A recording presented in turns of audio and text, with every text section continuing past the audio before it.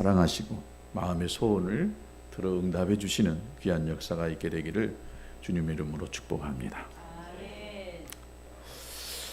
옛날에 도리와 순이가 있었는데 한 유치원에 다녔습니다. 이 둘이가 짝꿍이었어요. 그런데 이 도리와 순이가 얼마나 서로 좋아했는지 모릅니다. 그래서 하루는 도리가 순이에게 편지 한 장을 써가지고 건넵니다. 거기에 뭐라고 써있냐면은, 사랑하는 순이야, 나는 너를 너무 좋아해. 그래서 나는 너하고 결혼하고 싶단다. 도리가 이렇게 해서 편지 한 장을 써가지고 순이한테 건네줍니다. 지금 도리가 순이한테 청혼한 것입니다. 순이가 이 편지를 받고 너무 좋았어요. 자기가 좋아하는 도리가 자기한테 사랑한다고 말해주고 또 결혼하자고 하니까 순이가 너무 좋았어요. 그리고 밤에 잠을 자려고 하는데 밤잠이 안 오는 거예요. 좋아서 밤잠 안 오고 고민이 돼서 또 잠을 못 이루고 있었습니다. 그러다가 순이가 도리한테 답장을 씁니다. 뭐라고 썼느냐? 도라, 나도 너를 좋아하는 것 알고 있지? 그러나 미안하지만 나는 너와 결혼할 수가 없어. 왜냐하면 우리 집안은 모두 가족들하고만 결혼을 했거든. 우리 엄마는 우리 아빠랑 결혼하셨고, 우리 할머니는 우리 할아버지랑 결혼하셨어. 그리고 우리 이모도 우리 이모부랑 결혼을 하셨어. 이처럼 우리 가족은 다 가족끼리 결혼을 했잖아. 그런데 너랑 나랑 가족이 아니잖아. 좋아하지만 친척도 아니고 남남이잖아. 그래서 미안하지만 너의 청혼을 받아줄 수가 없단다. 도라, 정말 미안해.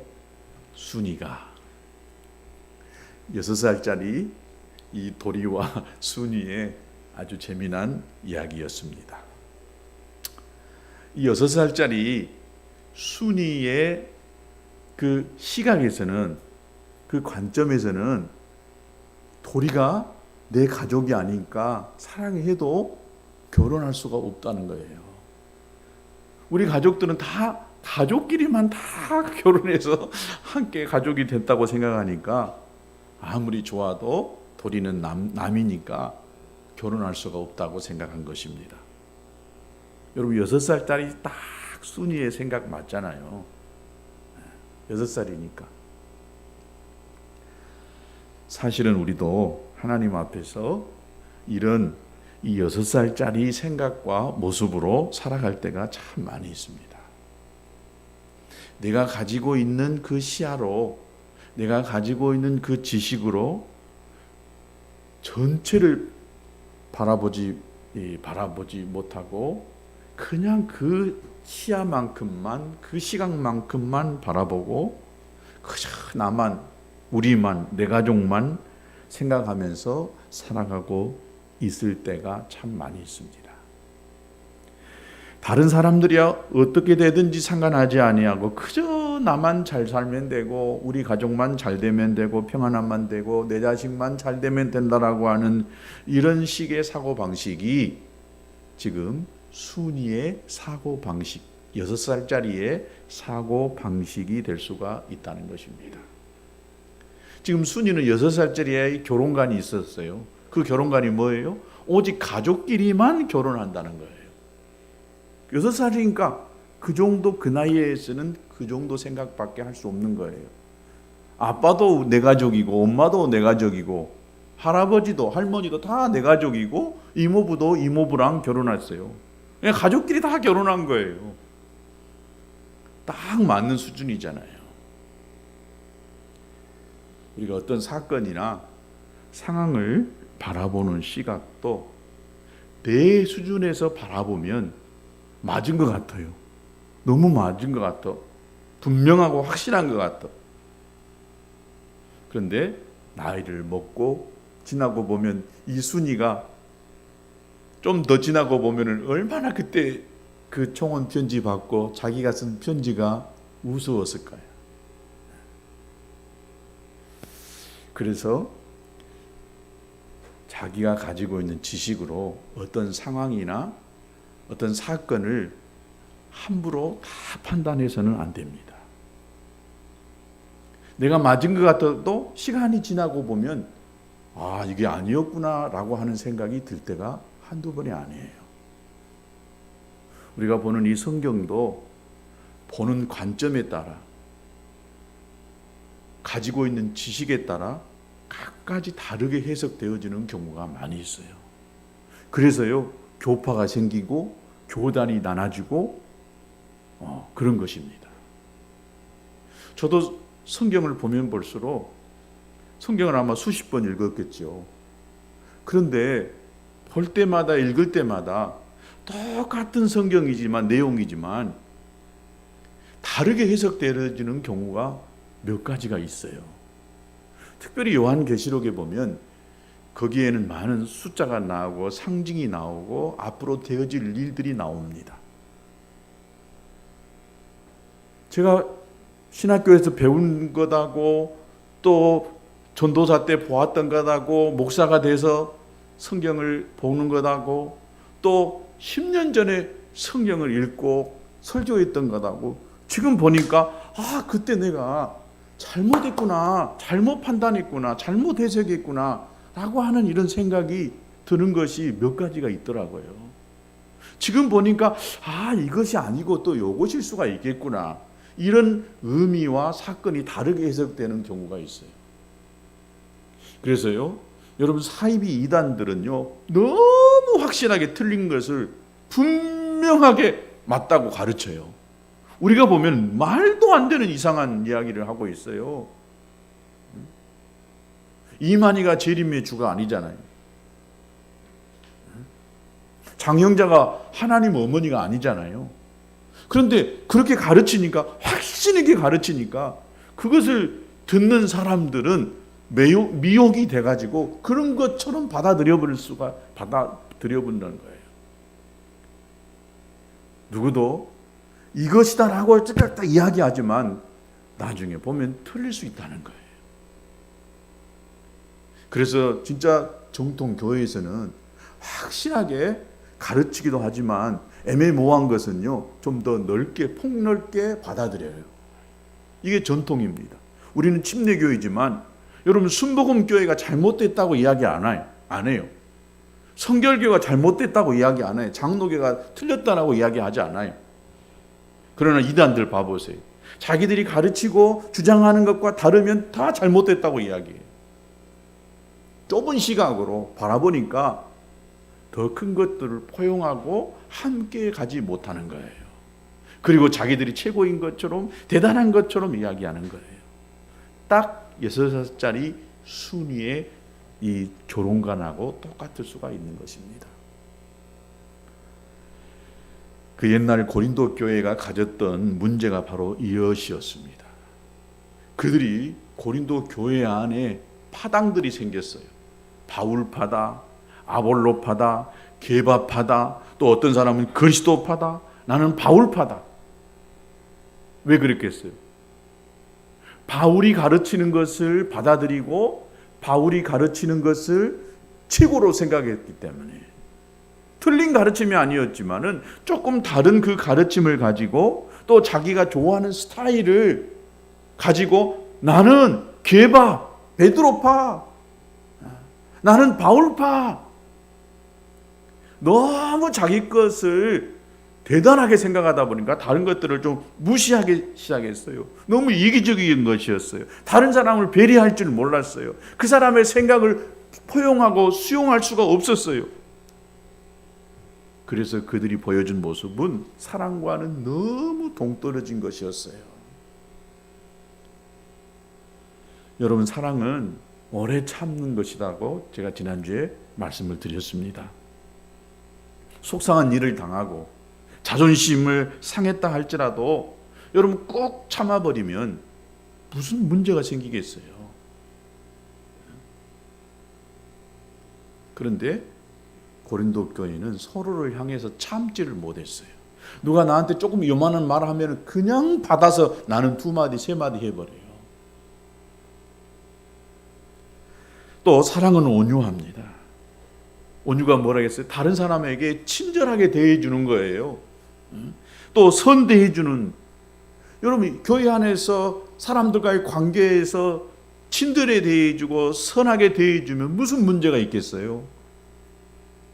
누가 내 발을 밟았어요, 지나가다가. 누가 내 어깨를 툭 쳤어요. 그냥 째려보면서 눈을 우아래 훑어보고 그러면은 서로 마음이 상해요. 아이고 미안합니다. 아니에요, 괜찮습니다. 이렇게 좀 친절하게 대해주고 선하게 대해주면 문제가 안 생겨요.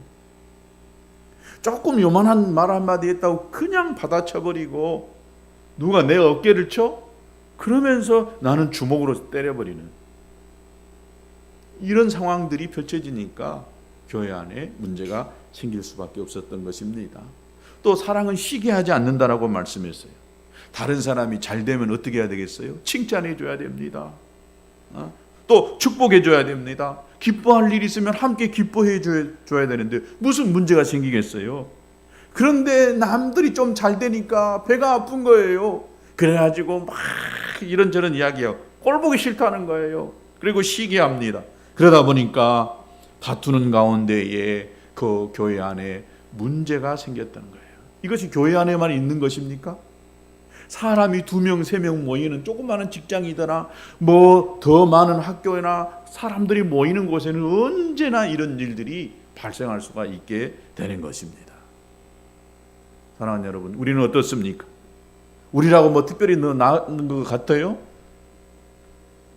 우리가 속해 있는 그 직장이나 그 단체나 또 가족, 친지들 간의 관계 속에서 우리가 오래 참지 못하고 또 온유하지 못하고 시기하는 이런 일들이 얼마나 많이 있었습니까? 우리는 그리스도 예수를 본받아 가는 사람입니다. 예수님의 성품을 닮아가려고 애쓰는 사람들입니다. 근데 예수님은 오래 참으셨어요. 이 세상에서 피조물인 인간들로부터 온갖 멸시와 천대를 받으셨습니다. 나중에는 버림을 받으셨습니다. 그럼에도 불구하고 예수님은 우리를 사랑하니까 우리를 위해서 끝까지 참아주셨던 것입니다.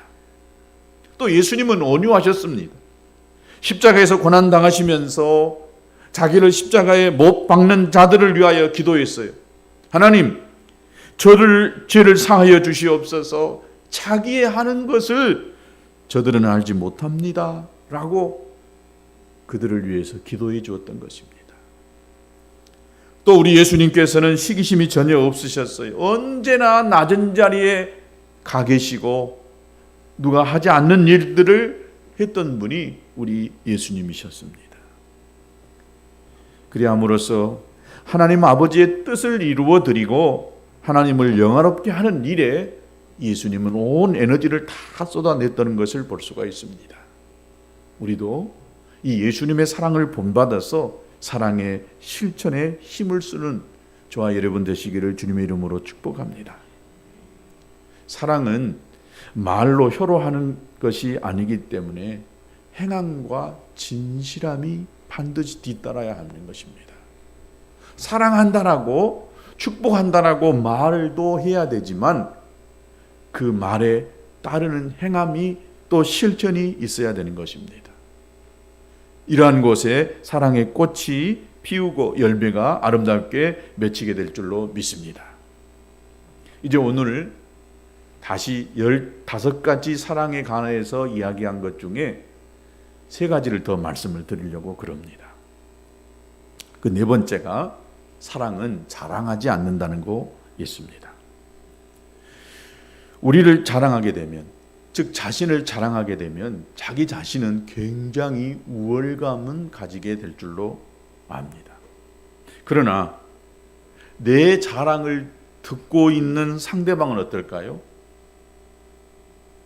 상대적으로 열등감을 가질 수밖에 없는 거예요. 여러분은 괜찮은가, 어쩜 그렇지 않은가 모르겠지만은 저도 어떤 목사님들이요, 자기 교회 막 자랑을 하고 막 그러면은 거기서 은혜 받은 것이 아니라, 그래 니 잘났다, 너는 참 좋겠다, 이상하더라고요 사람이. 나는 못돼서 좀 그런 마음이 든가 모르겠어요. 다른 사람이 안 되고 못한다고 하면은요, 은혜가 되는 경우가 참 많이 있더라고요. 잘 된다고 막 이야기하면은 오히려 상대적 열등감이 딱 찾아와가지고요, 속이 팍 상해버리는 경우가 많아요. 힘들고 어렵다고 하면 그냥 불쌍하고요, 도와주고 싶고 손잡아주고 싶어요. 그래서 이왕이면 자랑하고 뽐내기보다는 항상 그냥 부족한 것처럼, 좀 못난 것처럼, 덜 가진 것처럼 할 때에 다른 사람이 위로받고 격려되는 줄로 믿습니다. 한 걸음 더 나아가서요, 사람들 마음속에 막 시기심이 생겨요. 막 자랑하는 소리를 듣고 있으면 그냥 좋은 마음이 든 게 아니라 시기심이 들어요. 그래서 여러분, 이 자랑이 얼마나 나쁜 건지 아시겠죠? 다른 사람으로 하여금 열등의식을 갖게 하고, 또 다른 사람으로 하여금 시기심이 생기도록 하는 것이 자랑하는 거예요. 그래서 여러분, 자랑하지 마시기 바랍니다. 여러분, 혹시 평등 시리즈라고 하는 말을 들어보셨는지 모르겠습니다. 사람이 나이가 40이 되면 지식의 평등이 찾아온답니다. 그러니까 공부를 잘하고 못하고 이러한 것들은 학교 다닐 때 쥐가 1등이었지, 사회에서 1등은 아니잖아요. 그러니까 공부 잘하고 못한 것은 학창 시절에 학교 다닐 때의 일인 거예요. 40이 넘어가면 배운 사람이나 못 배운 사람이나 다 똑같아진다는 거예요. 별로 그것이 중요하지 않아요. 그럼 50이 되면 뭐가 평등할까요? 예모의 평등이 찾아온다는 거예요. 위로됩니다. 예쁜 사람이나 덜 예쁜 사람, 이것은요 50 전의 이야기예요. 50 전에. 50 넘어가면 예쁘고 잘생기고 못생기고 별로 의미가 없다는 거예요. 50 넘어가면 어때요? 대부분 배도 나오고 엉덩이도 축 처지고 두리뭉실하게 되어져서 특별한 사람이 아니면 다 빚은 그만하고 그렇게 되어진다는 거예요. 그럼 60이 되면 뭐가 평등할까요? 성의 평등이 찾아온다는 것입니다. 남자나 여자나 다 평준화가 된다는 것입니다. 60이 넘어가면 남자는 순해지는데 여자는 상대적으로 세진다는 거예요. 그래서 남자나 여자나 비슷하게 되는 것이 60 넘어가면 비슷하게 된다는 거예요. 그러니까 남자고 여자고 별로 그렇게 성별이 중요하지 않게 된다는 거예요. 그럼 70대가 되면 뭐가 평등해질까요? 건강의 평등이 된다는 거예요. 건강한 사람이나 건강하지 못한 사람이나 다 고만고만한다는 거예요. 70 넘어가지고 어디 안 아픈 사람 있는가 봐보세요. 70 넘어가면은요, 좋은 것도 다 안 좋게 되어지고 안 아프게 없이요 골골골 하게 되니까 건강하나 건강하지 않으나 다 비슷비슷해진다는 거예요. 그러니까 70 넘어가지고 건강하다고 자랑하지 말라는 거예요. 80이 되면 뭐가 평등해질까? 재물의 평등이 찾아온다는 것입니다. 제대로 먹지도 못하는데 돈이 많으면 뭐 하겠어요? 80 넘어가지고 돈 많으면 뭐 하겠어요? 가진 사람이나 못 가진 사람이나 별반 차이가 없다는 거예요. 90이 되면 뭐가 더 평등해질까요? 생사의 평등이 찾아온다는 거예요. 살아있으나 죽은 것 같고, 그러니까 90 넘어서 살아서 뭐 얼마나 재미가 없다는 거예요. 말은 살았지만 죽은 것이나 다름없는 그런 이 평등이 찾아온다는 것입니다. 그러니 우리가 뭐 얼마나 자랑할 것이 있겠습니까? 이 사람이나 저 사람이나 다 고만고만 한다는 거예요. 다 도토리 키재기예요.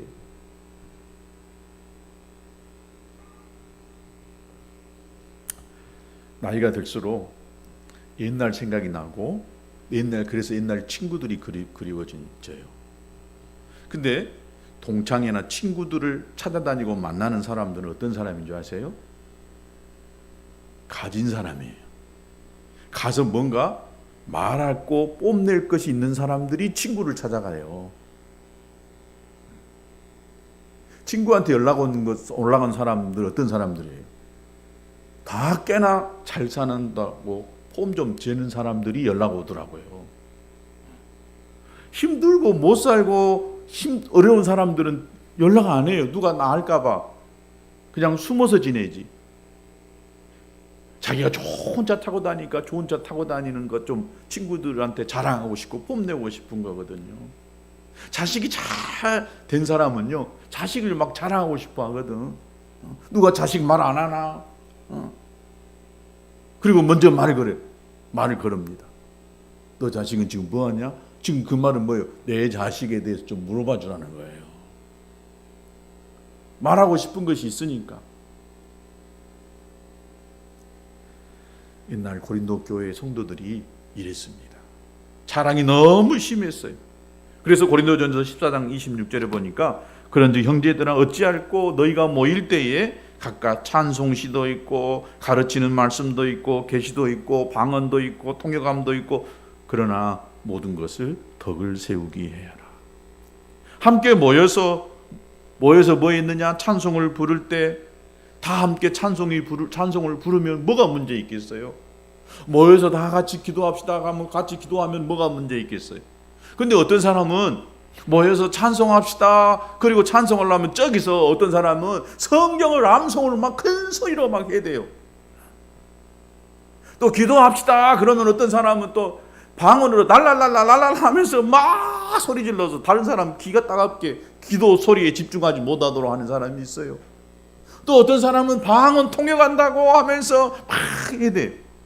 자기가 가진 은사가 있는데 그 은사를 가지고 그것만 있는 것처럼 생각하고 다른 사람이 하는 것을 좀 배려하고 덕을 세우려고 하지 아니하고 자기가 막 가진 것을 해야 되니까 각각이니까 열정적으로 찬송을 하지만 열정적으로 성경을 읽고 열정적으로 기도는 하지만 다른 사람과 함께하는 덕을 세우지 못하는 이런 일들이 고린도 교회 안에 있다 보니까 서로 사랑이 있겠어요?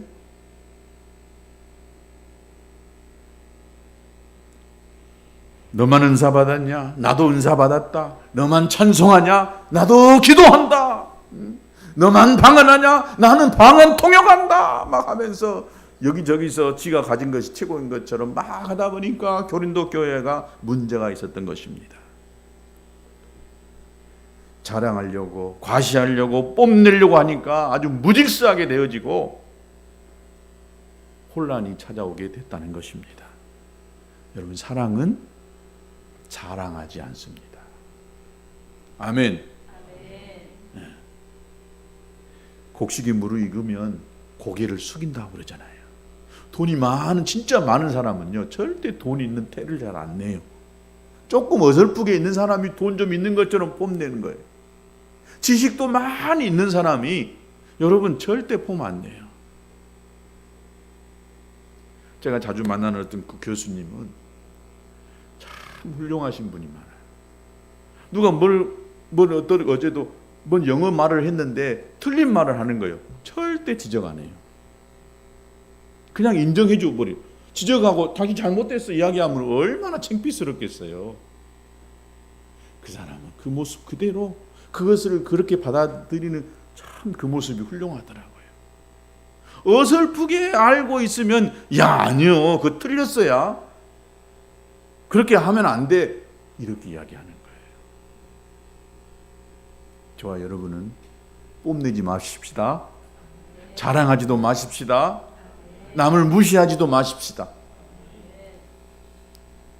예수님은요 한 번도 자랑을 안 했어요.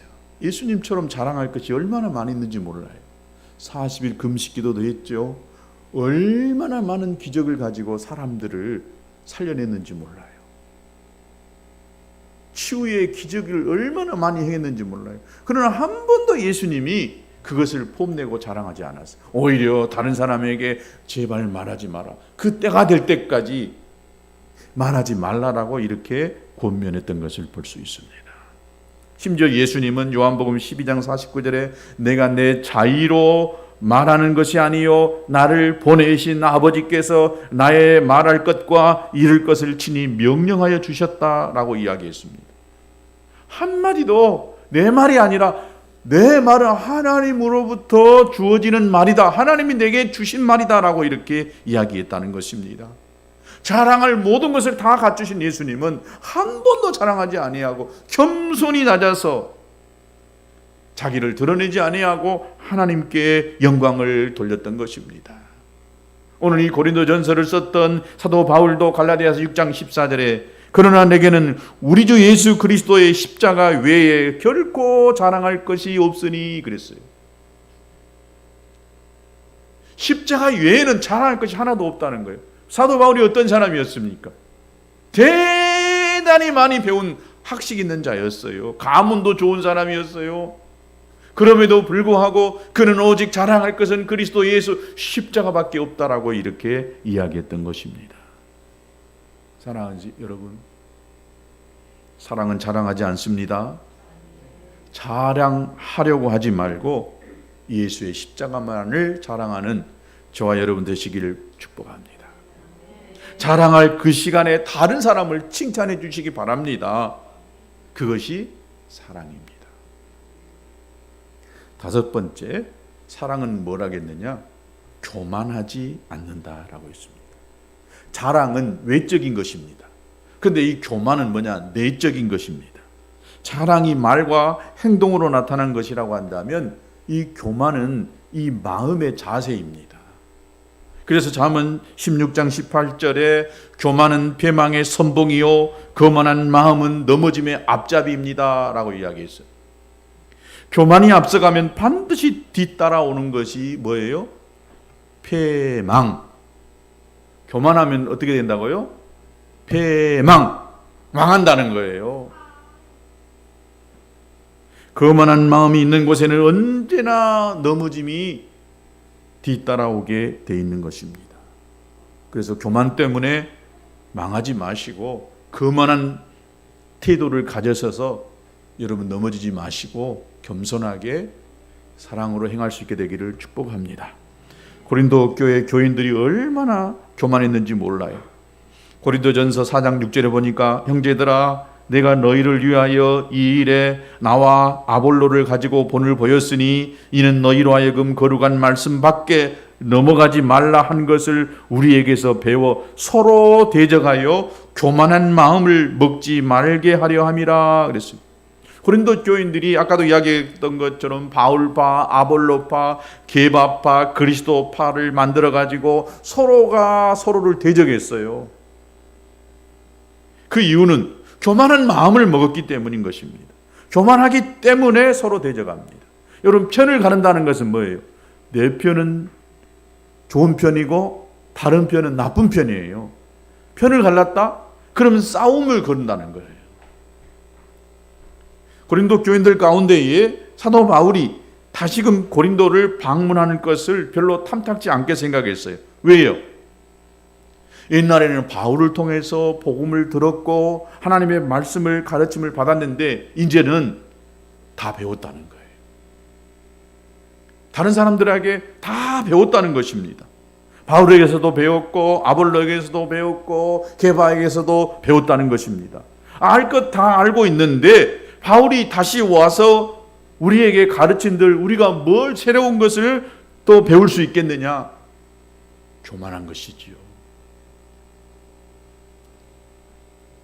그래서 고린도전서 5장 1절과 2절에 너희 중에 심지어 음행이 있다 함을 들으니 이런 음행은 이방인 중에라도 없는 것이다. 누가 그 아비의 아내를 취하였다 하는도다. 그러하고도 너희가 의로 교만하여져서 어찌하여 통한이 여기지 아니하고 그들 행한 자를 너희 중에서 물리치지 아니하느냐.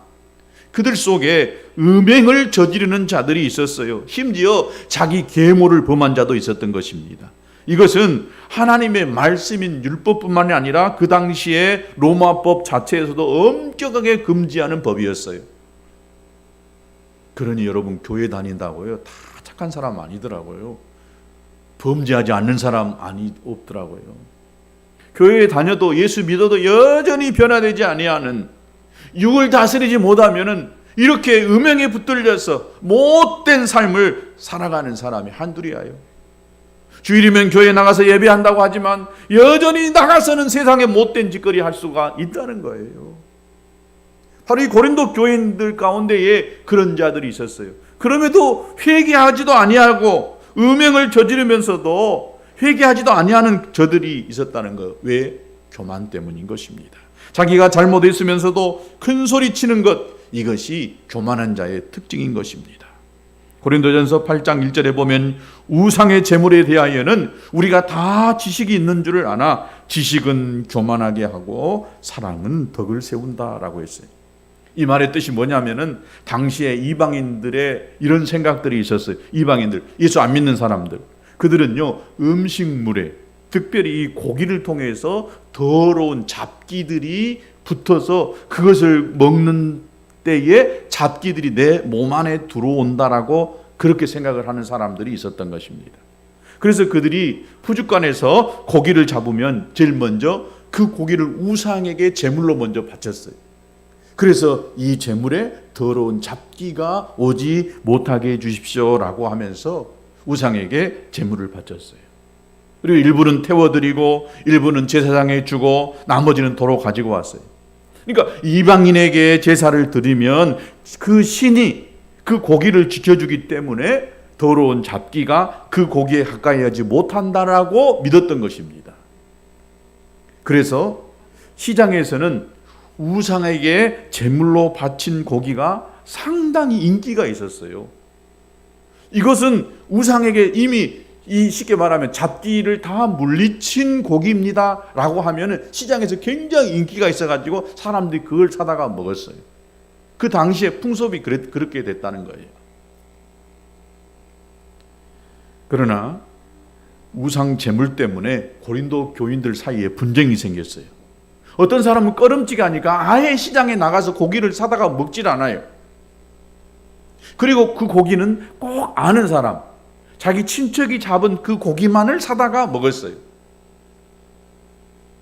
반대로 또 고기를 마음대로 먹었던 사람들은 이렇게 이야기합니다. 아니다. 야, 고기가 어디까지나 고기지. 이 고기에 뭔 더러운 잡기가 붙은단 말이냐. 먹어도 상관없어. 그러면서 그 나머지 이 고기에 더러운 잡기가 붙는다는 말은 다 무구맹랑한 소리다. 그러니까 마음대로 먹어도 돼 라고 이렇게 생각했습니다. 그러면서 그들은 꺼리낌 없이 고기를 먹었습니다. 그러나 그들이 아무런 꺼리낌 없이 우상의 제물로 바쳤던 고기를 먹는 그 모습을 보고 믿음이 없던 사람들은 시험이 들었던 거예요. 상처를 입을 수밖에 없었어요. 그래서 사도 바울이 뭐라 했느냐? 지식은 교만하게 하고 사랑은 덕을 세운다. 사랑 없는 지식은 교만해가지고 형제들의 마음에 상처를 주고 아픔을 준다라고 생각했어요. 자기들이 어떤 생각을 가지고 있었던지 간에 그 생각을 가지고 자기 마음대로 행하게 되어지면 행동하는 그것이 다른 사람에게 아픔을 주고 고통을 줄 수도 있다는 거예요. 그래서 자기가 가지고 있는 이 생각도 잘 절제해서 표현하고 행동으로 옮길 수 있어야 된다는 거예요. 그러면서 사랑으로 덕을 세워라 그렇게 이야기했습니다. 덕을 세우지 아니하면 어떤 지식도 어떤 믿음도 헛것이 될 수가 있는 것입니다. 그러면서 8장 고린도 교인들이 서로 교만했기 때문에 내가 가지고 있는 지식이 맞는 것이고 저 사람이 가지고 있는 지식은 틀린 것이라고 생각하니까 내가 그렇게 가지고 있는 지식대로 행동을 해도 괜찮다라고 생각하고 다른 사람이 시험이 들든 마음이 아프든 고통을 겪든 상관하지 아니하고 자기 생각대로 자기 지식대로 그렇게 그냥 고고해 버렸다는 거예요.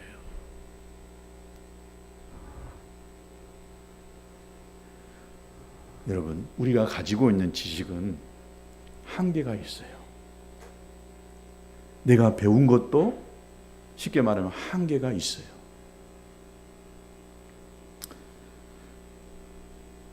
나를 가장 사랑하는 사람의 말이 가장 신뢰해야 되는 거예요. 자기 부모가 자기를 향해서 하는 말이 그래도 자기를 사랑해서 하는 말이니까 그 말을 믿어주고 따라가야 되는 거예요. 자기 부모가 좀 못 배웠어요. 아는 것이 좀 짧아요. 근데 자식을 사랑하는 마음은 진짜잖아요. 그 사랑하는 마음을 가지고 막 이야기하는 것을 틀렸다라고 막 고집해서 엄마는 몰라서 그래, 아빠는 무식해서 그런다라고 이야기한다면 그 자식이 제대로 된 자식입니까? 못 배웠어도 알지 못해도 사랑하는 마음을 가지고 그렇게 한다면 그 마음을 좀 받아주고 하는 척이라도 해야 됩니다. 나를 사랑하니까 그렇게 이야기하잖아요. 자기 선생님이 자기에게 가르치는 것이 어쩌면은요 최고일 수가 있어요. 선생님은 제자들을 사랑하고 잘 가르쳐 주려고 하잖아요. 여러분, 자기 목사가 자기 성도들을 여러분 성도들처럼 목사를 사랑하는 사람이 없어요. 날마다 여러분의 이름을 놓고 눈물로 기도하는 그 목사의 말이 사랑의 말인 줄로 믿습니다. 나하고 아무리 상관이 없는 그 사람들이 짓거리는 그 소리를 목사가 하는 말보다도 더 신뢰한다면 그 사람이 문제가 있는 것이지요. 그 영혼을 책임지지 못해요. 요즘 유튜브가 얼마나 문제인지 몰라요. 유튜브를 밤낮으로 보게 되고 텔레비전에 앉아서 텔레비전 보는 것처럼, 텔레비가 옛날에 뭐라고 했어요? 바보 상자라고 했잖아요. 그것만 앉아서 보고 있으면 바보 된다고 했잖아요. 똑같은 거, 유튜브 앉아서 보고 있으면 사람이요 유튜브에 빨려 들어가서 바보가 되어져요. 그리고 유튜브에 조회수를 올리는데 사람들이 얼마나 열안이 되어 있는지 몰라요. 그러려면 어떻게 돼요? 사람들이 관심 있는 것을 이야기해 줘야 돼요. 그러니까 유튜브 그 메인 화면에 있는 그 썸네일 같은 데 보면은 막 사람들이 쏙 빨려 들어가서 볼 수 있도록 그 핫 하는 단어들을 막 탁 써놓고요. 막 움직이게 해놓고, 그러면 나도 한번 클릭해서 그거 보고 싶거든요. 얼마나 세상에 가짜 뉴스도 또 많아요. 여러분 채널을 방송에 보면은 지금은 많은 채널이, 옛날에는 뭐 KBS, MBC, SBS 뭐 한 이 정도밖에 없었잖아요. 지금은 종합 그런 채널들이 많아가지고 자기가 원하는 채널을 선택해서 볼 수가 있어요. 여러분 채널 봐보세요. 다 달라요. 이 방송에서 이야기하는 것하고 저 방송에서 이야기하는 것하고 보는 관점이 다르다 보니까 똑같은 것을 가지고 다르게 보더라고요. 옛날에 우리가 방송에서 하는 이야기는 다 그대로 거의 받아들였어요. 그랬죠? 불과 10년, 20년 전만 해도요, 텔레비전 방송에서 뉴스하는 그 뉴스를 틀리게 받아들이는 것 여러분 보셨어요? 그냥 그대로 다 받아들였어요. 근데 지금은 방송사마다 다 자기들이 가지고 있는 그 관점에 따라 다르게 해석하고 하니까 이것이 무엇이 진짜인지 모르는 시대에 우리가 살고 있다는 거예요. 그래도 방송은 그래도 좀 나아요. 그러나 유튜브를 통해서 떠돌아다니는 이러한 것들은 진짜 믿을 것이 안 돼요. 저는 여러분에게 권면드립니다. 유튜브 안 볼 수가 없어요. 얼마나 많은 것들 우리에게 좋은 도움을 주는지 몰라요. 그러나 여러분 보는 것, 듣는 것에 익숙하다 보면은요, 내가 눈으로 글을 읽는 것이 굉장히 힘들어져요. 책을 펴가지고 글을 읽을 때에 여러분 내 안에 상상력이, 내 시야가 넓어지게 되어 있습니다. 그래서 여러분 가능한 한 성경을 읽고 묵상하는 이 일을 매일같이 나가야 돼요. 그 성경 안에서 하나님을 발견하고 그 성경 말씀을 내 삶에 가져오고 적용하는 이것이 나의 신앙을 키워가는 거예요. 유튜브에서 그냥 가만히 앉아서 듣고 있는 이것이 내 신앙을 키워가는 거 절대 아닙니다. 앉아서 듣는다고 귀만 때려 커가지고 신앙 좋은 사람이라고 생각하면 이건 잘못된 신앙에 빠질 수가 있어요. 여러분의 목사가 전해주는 그 말은 함부로 할 수가 없는 거거든요. 저도 이 유튜브가 계속 방송에 올라가요. 없어지지 않아요. 누가 나를 이단으로 시비하려면 이 유튜브를 검색해서 내 설교를 들어보면 그냥 파헤쳐 보기 알 수 있기 때문에 함부로 말할 수 없는 거예요. 그래서 정통 교회에서 그 교단 안에서 가르침을 받고 설교하는 그 목사님들의 설교가 중요하다고 말하고 싶습니다.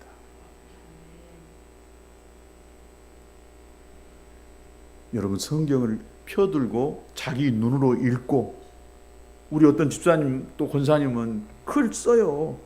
내가 어디에 보니까 어떤 그 신문에 보니까 어떤 분은 조각으로요 성경을 파더라고요. 와, 대단하신 분이.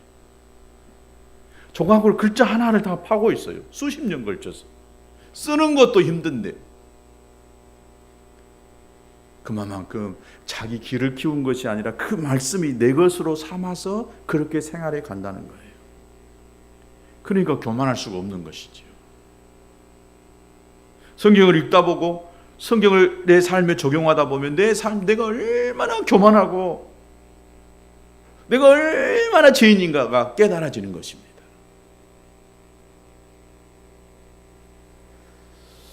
하나 더 있는데 시간이 다 돼버렸네. 오늘 2개만 하고 다음 주에 또 한 가지 하려 합니다. 사랑이신 우리 예수님의 근본은 하나님과 같은 하나님의 본체시셨어요.